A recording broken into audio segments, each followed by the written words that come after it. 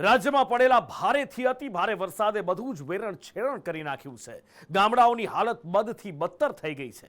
ગળાડૂબ પાણીથી ઘર ખેતરમાં પારાવાર નુકસાની થઈ છે।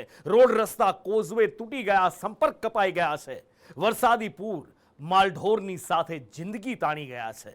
મુશ્કેલીનો માર એવો છે કે હવે સહેવાતું નથી અને રહેવાતું પણ નથી।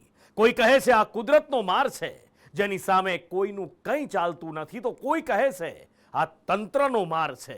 જો યોગ્ય સમયે યોગ્ય વ્યવસ્થા કરવામાં આવી હોત તો આજે આ પરિસ્થિતિ ના હોત। સાપ ગયા, લીસોટા રહી ગયા, ગામડા પર પડ્યો તબાહીનો માર। માલ ઢોર તણાયા, ઘરો ખેતરોમાં નુકસાન। શું આ કુદરતી છે કે પછી તંત્ર જવાબદાર? ગુજરાત પર વરસેલા તોફાની વરસાદે જ્યાં ત્યાં તબાહી મચાવી છે।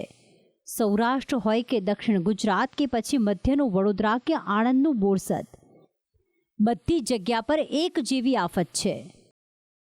સંદેશ પર ગ્રાઉન્ડ ઝીરો રિપોર્ટ સાથે આપને અમે લઈ જઈ રહ્યા છે આસરમાં ગામે।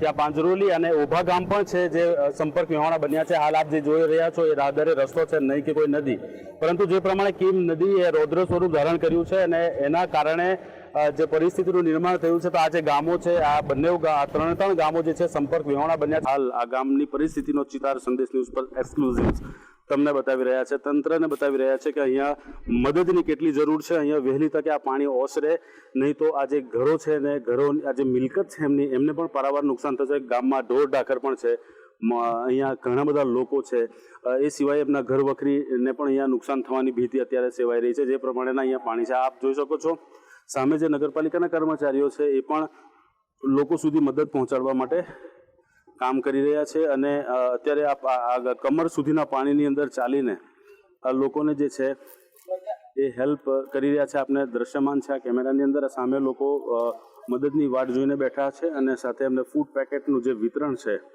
એ અહીંયાના સામાજિક કાર્યકર્તાઓ અને અંકલેશ્વર જે ફાયર વિભાગ છે નગરપાલિકાનું, એના દ્વારા કરવામાં આવી રહ્યું છે। કેટલાક લોકો છે આ ગામની અંદર, એમની સાથે વાત કરવાનો પ્રયત્ન કરીશું કે કેટલા દિવસથી આ સમસ્યા છે અને ત્યારથી આ પાણી અહીંયા ભરાયા છે। બેન, પાણી કેટલા દિવસ? પાણી અહીંયા કાલ રાતથી આવ્યા છે અને સવારથી પાણી વધે છે। જે પરિસ્થિતિનું નિર્માણ અહીંયા થયું છે એ લગભગ ગામ આખું ગામ જે છે અત્યારે હાલ પાણીમાં છે। સરકાર દ્વારા અહીંયા મદદ પહોંચાડવામાં આવી રહી છે, સરપંચ દ્વારા, કાર્યકર્તાઓ દ્વારા એમને મદદ પહોંચાડવામાં આવી રહી છે, પરંતુ જ્યાં સુધી ડેમમાંથી પાણી ઓછું નથી થતું, નદીમાંના પૂર ઓસરતા નથી, ત્યાં સુધી આસરમાં ગામ ભરૂચ જિલ્લાથી સંપર્ક વિહોણું ગામ કહેવાશે। કેમેરા પર્સન વસંત ગોયલ સાથે વસીમ મલેક, સંદેશ ન્યૂઝ। કુતિયાણા ઘેડ નથી ઓસર્યા પાણી। પોરબંદરમાં પડેલા ભારે વરસાદથી કુતિયાણા ઘેડમાં જળબંબાકાર બન્યો છે। જોકે હવે વરસાદ તો રોકાયો પણ આફત રોકાઈ નથી। ઘેડનું ભોળદર ગામ જળમગ્ન જોવા મળી રહ્યું છે। ગામમાંથી પાણી ન ઓસરતા લોકો ઘરોમાં જ કેદ બન્યા છે। ઘેડનું મહિરા, ભડ અને નવા ગામ પણ છેલ્લા 7 દિવસથી પાણી થયું છે। ઓલપાડ કઠોદર ગામ સંપર્ક વિહોણું। વરસાદની આફતથી સુરતના હાલ પણ બેહાલ થયા છે। સુરત ઓલપાડના કઠોદરા ગામે કીમ નદીના પાણી ફરી વળતા ગામ જળબંબાકાર ભાસી રહ્યું છે। ગામમાં જવાના બંને રોડ પર નદીના પાણી ફરી વળતા ગામનો સંપર્ક કપાયો છે। વડોદરા સાવલી 5 ગામ સંપર્ક વિહોણા। જળ પ્રલય આવતા વડોદરા સાવલીના 5 જેટલા ગામો સંપર્ક વિહોણા બન્યા છે। વિશ્વામિત્રી નદીના પાણી આજવા સરોવરમાં આવતા પિલોલ, મોટાપુરા, કલ્યાણપુરા, દરજીપુરા સહિતના ગામ જળબંબાકાર બન્યા છે। વરસાદ બાદ સરીસૃપ જીવોનો ખતરો।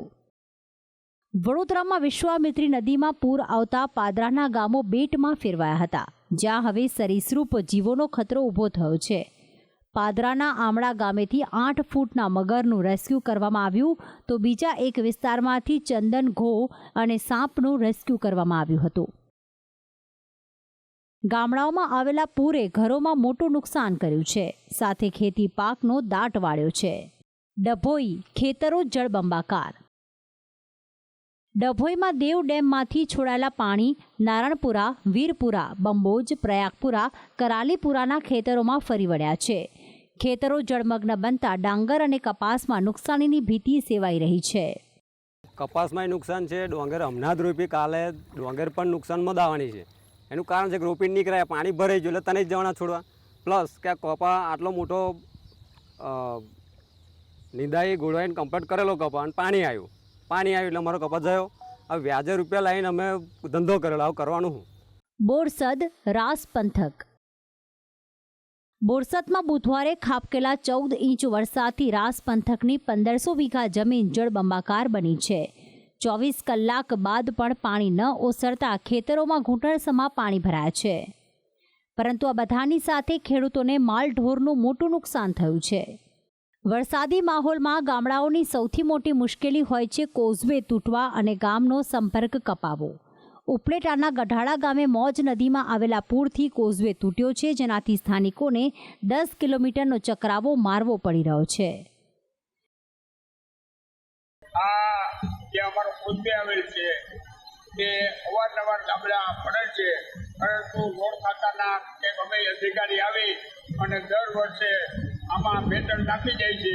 જ્યારે ચોમાસું થઈ જાય ત્યારે કોઈ આના સામું રિપેર કરવામાં આવતું નથી. બીજી બાજુ છોટા ઉદેપુર સંખેડાના ખૂનવાડ ગામે 4 મહિના પહેલા બનાવેલો નવીન સ્લેબ ડ્રેનનો એપ્રોચ બેસી ગયો. સંખેડા તાલુકામાં જે ગઈકાલે ધોધમાર વરસાદ વરસ્યો એને કારણે ખૂનવાડ ગામ પાસેનું જે સ્લેબ ડ્રેન છે એ પહેલાં જ વરસાદે એનો એપ્રોચ બેસી ગયો. અત્યારના આપ જે તસવીરમાં દ્રશ્ય જુઓ છો એ એક્સક્લુઝિવ દ્રશ્ય છે. આ એપ્રોચ આશરે 2 ફૂટ જેટલો નીચે બેસી ગયો છે અને તેને કારણે અહીંયાથી પસાર થતા વાહન ચાલકોને ખૂબ જ મુશ્કેલીનો સામનો કરવો પડે છે. આ જ જે સ્લેબ ડ્રેન છે એની બીજી બાજુ પણ લગભગ 1.5 ફૂટ જેટલું બેસી ગયું છે. કેટલીક જગ્યાએ તિરાડો પડી ગઈ છે, સાઈડમાં પણ ધોવાણ થઈ ગયું છે. આ જે સ્લેબ ડ્રેનની કામગીરી છે એ અત્યંત નબળી કક્ષાની હલકી ગુણવત્તાવાળી થઈ હોવાનો સ્થાનિકો આક્ષેપ કરી રહ્યા છે. પરંતુ શું આ તબાહી કે તારાજી કુદરતી છે? તમને થતું હશે કે મેઘો વરસ્યો એટલે આફત આવી, પણ તેવું નથી. આ તબાહી તારાજી માટે તંત્ર પણ એટલું જ જવાબદાર છે. કેમ તમારા કોઝવે, પુલ, રોડ રસ્તા 10 વર્ષ પણ નથી ટકી શકતા? કેમ ગામડા હજુ 24 કલાક બાદ પણ જળબંબાકાર સ્થિતિમાં છે? વડોદરામાં આવેલા પૂર વચ્ચે દાવો થઈ રહ્યો છે કે અકોટા પાસેના હાઈ સ્પીડ રેલવે પ્રોજેક્ટના બંધથી વિશ્વામિત્રીના પાણી આગળ ન વહી શક્યા અને પાણી વડોદરામાં ફરી વળ્યા. આ બંધના કારણે વડોદરાના પશ્ચિમ વિસ્તાર અને શહેરમાં પૂર આવ્યું. રાજ્યમાં પડેલા ભારે વરસાદથી ધોરાજીમાં ભૂગર્ભ જળના સ્તર ઊંચા આવ્યા હોય તેવું લાગી રહ્યું છે. ધોરાજીના નાની પરબડીમાં એક ખેતરમાંથી સુકાયેલા બોરમાંથી પાણીના ફુવારા ઉડ્યા હતા. બોર ફરી જીવંત થયો હતો. ભારે વરસાદથી રાજ્યના 260 જેટલા ડેમમાં પાણીની ભરપૂર આવક થઈ છે, પરંતુ ગુજરાતની જીવાદોરી સમાન સરદાર સરોવર ડેમ 55% જ ભરાયો છે. હાલ તો વરસાદી આફત સામે લડવા માટે રાજ્યમાં એનડીઆરએફની 15 જેટલી ટીમ તૈનાત કરવામાં આવી છે, પરંતુ ક્યાં કેવી આફત આવશે તે માલુમ નથી. હાલ તો લોકો જ આફત સામે બાથ ભીડી રહ્યા છે, તેની સામે લડી રહ્યા છે. બ્યુરો રિપોર્ટ, સંદેશ ન્યૂઝ.